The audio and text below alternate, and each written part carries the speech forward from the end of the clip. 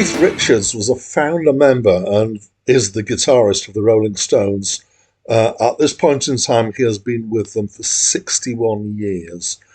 In the 80s, he also formed another band called the Expensive Winos with a letter X at the front. And they have, over the years, created 3 albums. His songwriting partnership with Mick Jagger is one of the most successful in the world ever. Hi, my name's Dan. So this was Keith Richards' first solo album, although if you're a stickler for the details of how things are, then you might not consider it to be a solo album in that sense, because it's actually an album by the band called the Expensive Winos, which he formed. I think they probably toured under the name Expensive Winos. I don't know, but it was definitely billed as being Keith Richards' album, and it was born out of tensions with Mick Jagger. Mick Jagger wanted to continue to change the sound of the Rolling Stones so that they were more commercial and up to date, and Keith wanted to stick with what they'd been doing, so Mick Jagger went off, did some solo stuff, and so did Keith Richards. He went off and did this.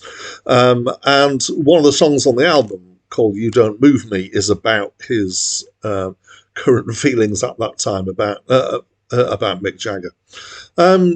So I would describe this as being, so unsurprisingly, I think, rock with a blues edge. And I think that actually what he was doing was he was trying to continue the sound or continue to do stuff that was similar to the way the Rolling Stones had gone in the 80s. So this was late 80s. So there's a strong emphasis on rhythm guitar. And some of the tracks remind me quite a bit of some of the things that I'm not, completely conversant with all the stuff that the Rolling Stones did in the 80s, but there was a track called Rip It Up that there's tracks on here that remind me of that. But there's quite a bit of variety here as well. So there's some more. There's one track that's quite a soft soul kind of track. And there's, a reasonable variety. I enjoyed it. It was a decent listen. It's the songwriting is decent and reasonable. There's some interesting tracks on here. The singing is okay. It's not distinctive. There are a couple of points where I felt that his tuning was a little bit off, but I think it was kind of in fitting with a kind of scoopy way of singing of a lot of rock. I think it was fine. There was one point he actually reminded me of. I've just forgotten his name now. Bob Dylan, in his later years. So my favourite track on the album is the first track, which is called Big Enough, which sounds quite funky, and I was quite, this is good.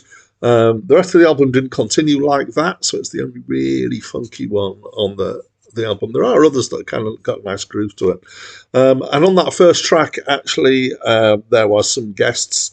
So the bass is by a guy called Bootsy Collins, one of my favourite bassists ever, and a sax by a guy called Maceo Parker, who's definitely from the funk stable of stuff. It's all right. Quite like it.